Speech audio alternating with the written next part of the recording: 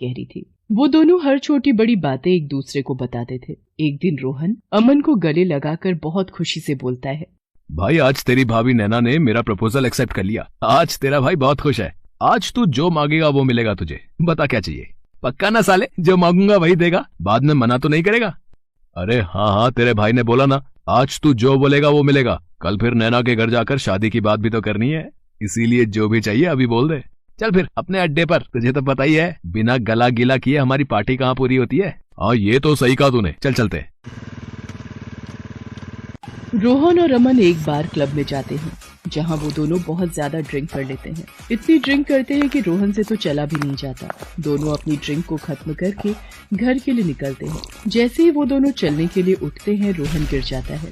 फिर अमन उसे संभालता है। भाई घर ज्यादा देर हो गई तो आंटी ने घर में घुसने नहीं देना भाई, बता रहा हूँ। चल आज गाड़ी तेरा भाई चलाएगा, ठीक है? साले तुझसे ठीक से चला नहीं जा रहा है? पहले गाड़ी तक तो पहुँच जा बे। नशे में धुत होकर रोहन किसी तरह टेढ़ी मेढ़ी बाइक चलाकर घर के पास पहुंच जाता है, पर तभी वो घर की सीढ़ियों पर जोर से गिर जाता है। भाई तू ठीक तो है? ए भाई, ए भाई, लगी तो नहीं तुझे? तभी रोहन की माँ लता वहाँ आती है और बोलती है, ये क्या हुआ तुझे? ऐसे नीचे क्यों पड़ा है? अरे माँ, आज तेरे बेटे ने बाइक को हवा में उड़ाया, हवा में करके ऐसे करके उड़ाया। आज फिर पीकर आया है? अरे नालायक, जब संभाल नहीं सकता अपने आप को तो क्यों इतनी पीता है? जैसी तेरी हरकतें हैं, तुझे तो किसी ने अपनी बेटी भी नहीं देनी। अरे माँ समझ दे दी तेरी बहू ने, हाँ कर दी। तभी पार्टी की हम दोनों ने पारी। अमन यार, ये आंखें खोली नहीं रही है मेरी जितनी तूने पी हुई है? उसके बाद तो तेरी जुबान में नहीं खुलनी चाहिए थी। बेटा अमन, तू ही लेकर आ जा इस नालायक को अंदर। इसके खुद के बस की बात नहीं है। अमन रोहन को अंदर ले जाकर कमरे में सुला देता है और खुद भी उसी के साथ सो जाता है। अगले दिन सुबह लता रोहन को आवाज मारकर उठाती है तो आंखें खोलकर भी वो नींद में होता है। माँ अभी तो अंधेरा हो रहा है, सुबह तो होने दो। नालायक, अभी भी नशे में है। सूरज सर पर आ गया है, आंखें खोल कर देख। और कब होगी तेरी सुबह? एक आवाज में उठकर नीचे आ जा, वरना तेरी टांगे तोड़ देनी है मैंने आज। यार अमन तू कहाँ है? मेरे कमरे में इतना अंधेरा क्यों हो रखा है? लाइट जला जरा। अबे पागल हो गया क्या? इतनी रोशनी हो तो रही है, मेरी आंखों में तो चुभ रही है और तुझे अंधेरा लग रहा है। क्यों मजाक कर रहा है यार? सुबह सुबह अंधेरा ही तो है, और तू है कहाँ? मुझे दिखाई नहीं दे रहा अंधेरे में। लाइट जला ना। अमन रोहन की बात सुनकर घबरा जाता है। वो उसको खिड़की के पास ले जाकर बोलता है, अब दिखी साले रोशनी? लाइट जला तभी तो दिखेगी रोशनी। ये सब देखकर अमन समझ जाता है कि गिरने की वजह से रोहन की आंखें चली गई हैं। भाई तू अंधा हो गया लग रहा है। सुबह के 10 बज रहे हैं लेकिन तेरी आंखों में रोशनी नहीं जा रही है। यार ये क्या हो गया? ऐसा नहीं हो सकता। अभी तो नैना के घर बात करने जाना था। अगर उसको और उसके घर वालों को पता लगा कि मैं अंधा हो गया हूं तो रिश्ता जोड़ने से पहले ही टूट जाएगा। दोनों इस बात से बहुत परेशान होते हैं। लता उन दोनों को नीचे से आवाजें लगा रही होती है, जिसे सुनकर अमन रोहन को संभाल कर नीचे लेकर जाता है और रोहन प्यार का मारा अपनी माँ को सच बताने की जगह नैना के बारे में बताता है।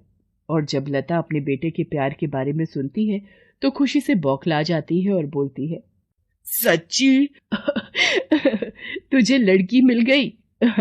शुक्र है भगवान का तुझे किसी लड़की ने पसंद किया, वरना तेरे लक्षण देखकर तो लगता ही नहीं था कि कोई लड़की तुझसे शादी करेगी। अब मेरे घर भी बहू आएगी। मैं अभी तैयार होकर आती हूँ, फिर हम नैना के घर चलेंगे। लता तैयार होने चली जाती है और अमन भी रोहन को तैयार कर देता है। तीनों नैना के घर जाते हैं, जहाँ पर नैना की माँ कमला उनका स्वागत करती है और सबको बैठने के लिए बोलती है। ना दिखने के कारण रोहन नैना की गोद में जाकर बैठ जाता है।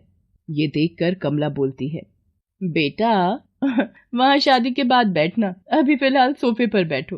ओहो, माफ करना आंटी जी। दोनों परिवार मिलकर रिश्ते की बात करते हैं। इस बीच नैना रोहन को ही देख रही होती है और रोहन इधर उधर देख रहा होता है। तभी नैना रोहन को कोहनी मारकर बोलती है, तुम्हारे बगल में बैठी हूँ मैं, इधर उधर क्या देख रहे हो? ये सुनकर रोहन अपने मन में कहता है, इधर उधर तो तब देखूंगा ना जब कुछ दिखेगा। हे भगवान, इतने समय बाद मुझे मेरा प्यार मिला, वो भी पूरी तरह मिलने से पहले ही आपने मुझे अंधा कर दिया। बोलोगे भी अब कुछ या नहीं? बेबी पूरी जिंदगी अब तुम्हें देखना है।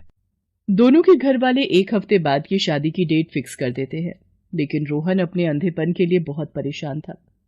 वो अमन के साथ जाकर अलग अलग डॉक्टरों से बात करता है, लेकिन कोई भी उसकी आंखों की रोशनी वापस नहीं ला पाता।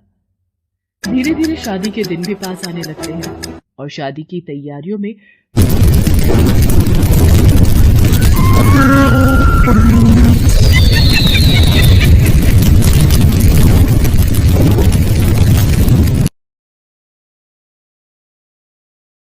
रोहन कोई मदद नहीं कर पाता, क्योंकि वो कुछ देख ही नहीं सकता था। वो अकेले कभी कहीं तो कभी कहीं टकराकर गिर जाता था। ये सब देखकर लता रोहन से बोलती है, ये आंखें क्या किराए पर देकर आए हैं जो इनसे दिख नहीं रहा तुझे? ऐसा बोलते ही रोहन रोते हुए अपनी माँ को सारा सच बता देता है। नालायक, तुझे कितनी बार कहा है इतनी मत पिया कर, लेकिन नहीं, तुझे कहाँ कुछ समझ में आता है।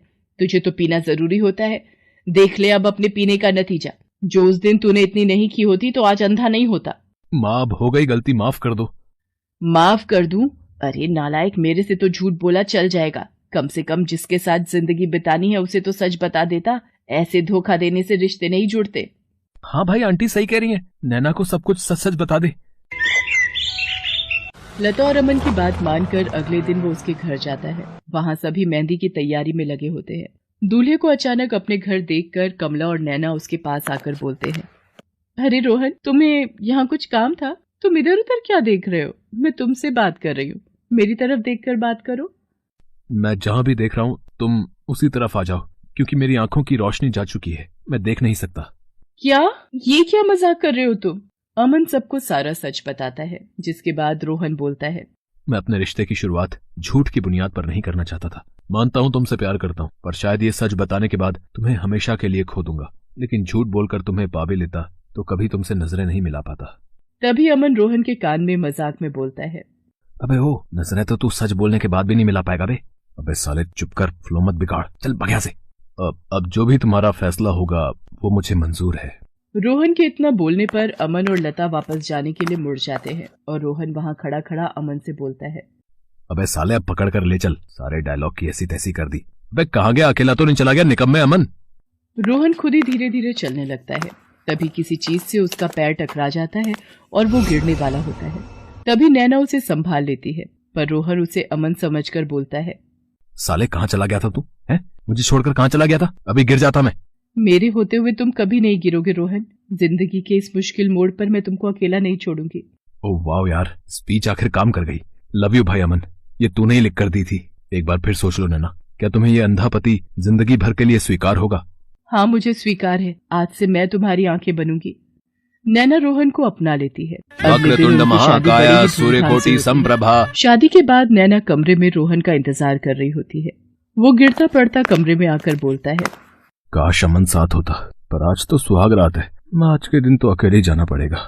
नैना संभाल कर रोहन को बेड के पास लाती है और रोहन नैना की गर्दन दोनों हाथों से पकड़कर बोलता है, अरे ये तुम्हारी कमर इतनी पतली और ऊपर कैसे हो गई? बेबी, वो मेरी गर्दन है, अपना हाथ मेरे हाथ में दो। नैना रोहन के हाथों को अपनी कमर पर रखकर बोलती है, अरे मेरे अंधे पति, ये है मेरी कमर। वैसे मानना पड़ेगा, आंखें नहीं है, लेकिन रोमांस कूट कूट कर भरा है जनाब में। रोमांच के लिए आंखों की क्या जरूरत है? अच्छा, तो किसकी जरूरत है? रुको अभी बताता हूँ। रोहन नैना को गोद में उठाता है और अंदाजे से बेड पर लिटा देता है।